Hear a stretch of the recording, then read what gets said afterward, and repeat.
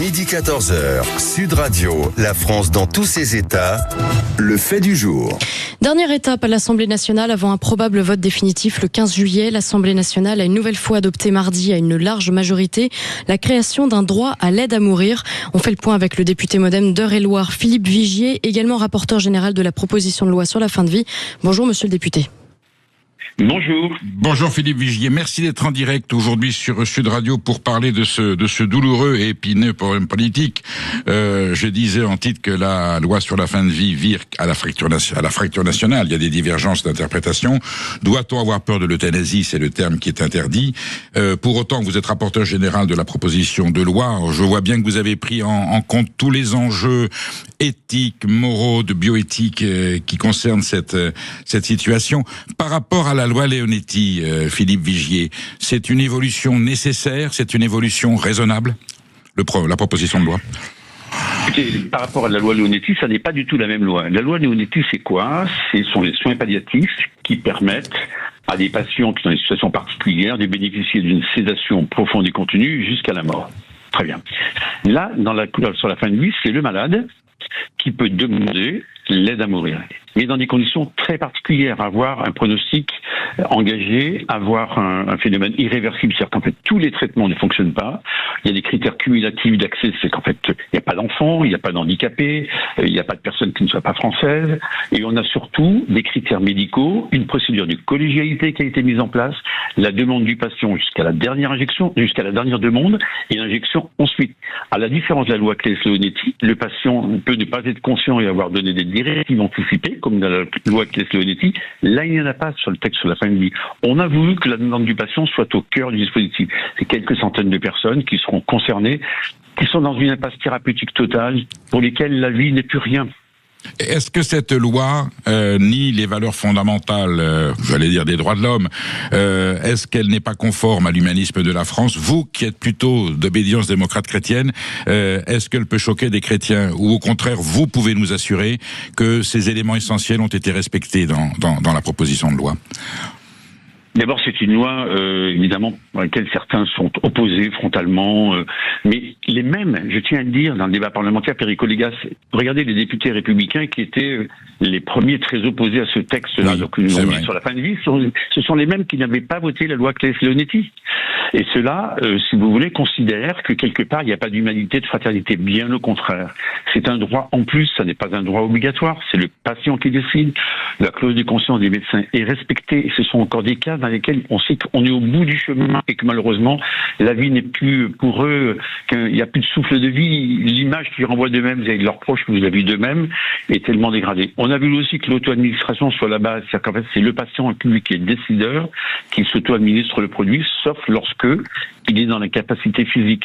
On a voulu aussi protéger ces patients, qu'il n'y a pas d'influence extérieure. C'est-à-dire que les proches, une personne de confiance peut être là lorsque la décision est annoncée, mais ne peuvent pas participer à la décision. Donc vous voyez, on a mis un certain nombre de garanties, et le fait que le médecin et l'infirmier aient sa clause de conscience, ça veut dire que ceux qui ne voudront pas ne feront pas.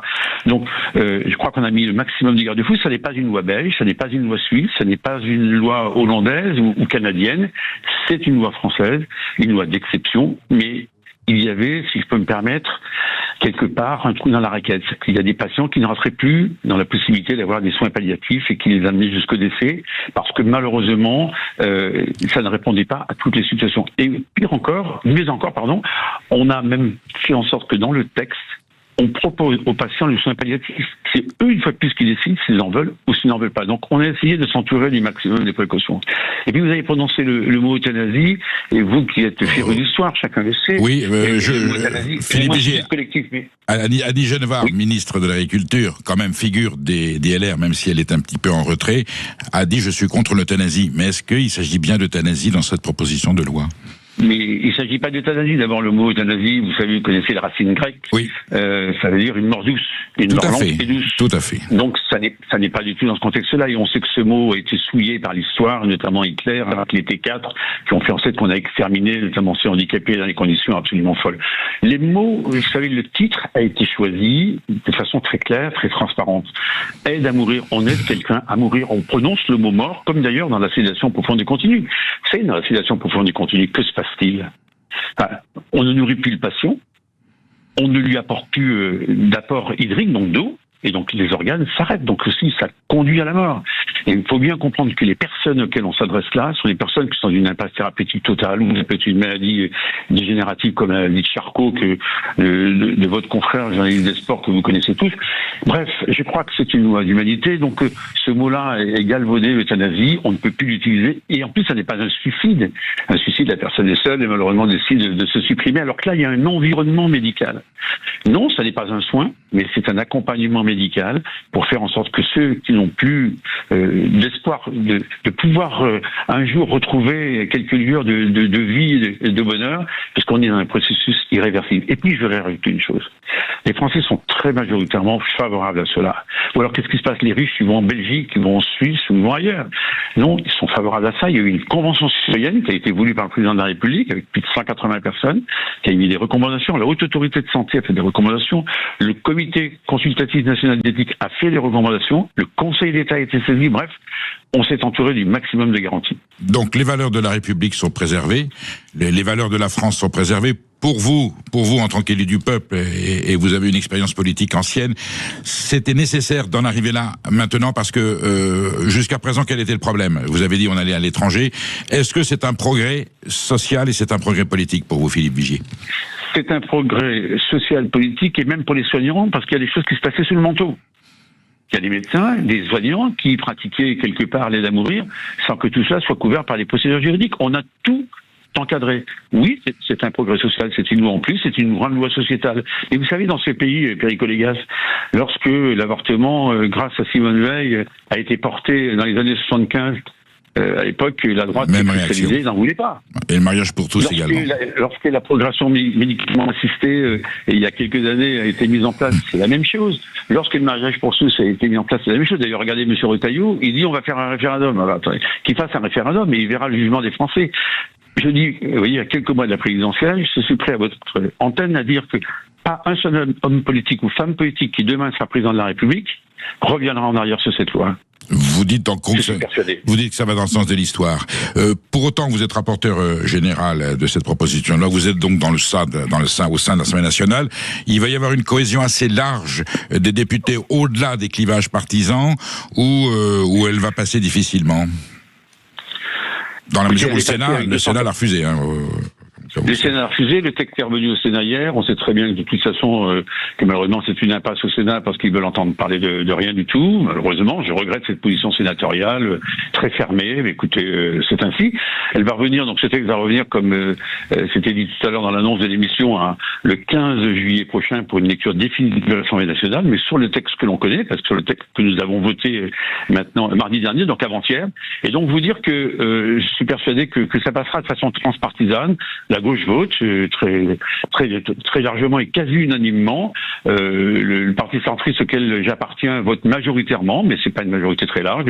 Les partis d'Édouard Philippe pas très mobilisés pour cette loi. Ils sont à peu près la moitié du groupe à voter. En revanche, les Républicains votent pas. Mais il y a des députés RN. Une quinzaine de députés qui devraient voter ce texte. Donc vous voyez que ça traverse les clivages et ça traverse les sensibilités politiques. Ça ne sera pas une majorité écrasante, mais elle peut être nette malgré tout. Vous dites bien, Édouard Philippe, les horizons réticents, est-ce que c'est un sujet que certains candidats potentiels à l'élection présidentielle peuvent essayer de contourner ou d'éviter pour éviter le malaise? Est-ce qu'il y aurait une petite pente de désertion ou de dérobade? En tout cas, je vois pas comment ils pourront éviter ce débat.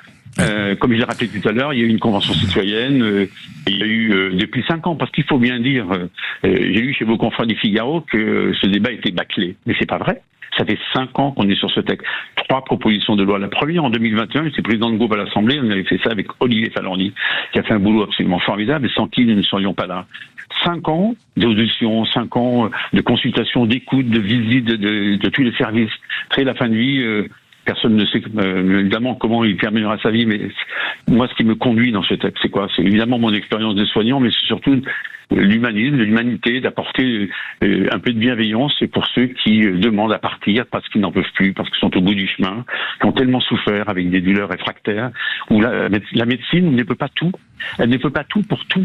Et ça, faut le comprendre, c'est les limites de la médecine, comme on l'avait connu au départ du sida. On pensait qu'on n'arriverait pas à enrayer cette maladie. On est arrivé à enrayer, mais avec encore des cas douloureux, comme on a vu pour la Covid, où on a eu vous savez, des centaines de milliers de morts en Europe et dans le monde, et même plus de millions après.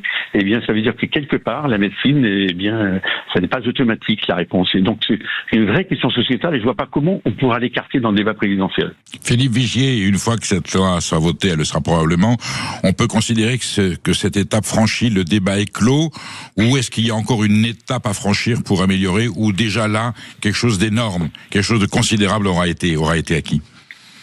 C'est quelque chose de considérable, mais vous voyez, moi, j'oppose pas les soins palliatifs et donc le Clonetti, parce qu'on sait qu'il y a des départements, c'est ce que disent les opposants de cette loi, l'aide à mourir. Ils disent c'est vrai que tout le territoire français n'est pas couvert. Je rappelle qu'il y a 2 ans, il y a eu une décision gouvernementale très importante, c'est de mettre 1 milliard d'euros sur la table en 10 ans pour couvrir tout le territoire. Mais il y a quand même des équipes mobiles de soins palliatifs qui partout vont sur le territoire accompagner cela. Donc la montée en puissance des soins palliatifs, et on devrait être à 450 000 Français qui pourront bénéficier en 2032, donc vous voyez que c'est quand même un effort absolument considérable. Pour autant, cette loi est une réponse différente pour certains cas pour lesquels, eh bien, manifestement, c'est l'impasse totale. Et ces gens-là, on a besoin, ces malades-là, parce que moi, mes mots et toute ma réflexion s'est organisée autour du malade. Vous savez, c'est un vieux combat. C'est le sénateur Henri Caillavet, qui était radical, qui dans les années 75 parlait déjà des droits des malades. C'est Bernard Kouchner qui a vraiment fait beaucoup avec sa loi Kouchner de 99 et cette avancée que nous connaissons. Un dernier mot très rapide. Vous êtes député de Réloir, député de la Beauce. Nos paysans souffrent de la canicule, de la sécheresse. Ils souffrent énormément. C'est très difficile dans ce terrain de grande culture qu'est la Beauce, outre les difficultés d'approvisionnement en eau, il n'y a pas que cela. C'est l'explosion du coût des intrants, donc de tous les engrais, l'explosion du coût de l'énergie, du gaz, et, par exemple, pour sécher du maïs ou d'autres plantes. Et donc, c'est très difficile. Mais il faut être à l'écoute. Vous savez, le sujet de l'eau également est un sujet absolument majeur pour eux. Rappelez-vous tous ces débats à limite qu'il y a eu à l'Assemblée sur les bassines. Et donc, oui, j'ai une pensée pour eux. Je vis au milieu d'eux. C'est dans les moissons qu'on démarrait. Les grains ne sont pas très chargés, d'après ce que je peux savoir. Ça veut dire que si les prix ne tiennent pas, ça sera une année très compliquée. Merci, monsieur le député Philippe Vigier, rapporteur général de la loi sur la fin de vie, de votre témoignage et des convictions que vous avez émises à cette antenne. Je vous dis à très bientôt. Nous savons désormais quand nous voterons au premier et au second tour de la présidentielle en 2027. Des dates qui ne mettent pas tout le monde d'accord. Dites-nous ce que vous en pensez à l'antenne de Sud Radio 0826 300 300. À tout de suite.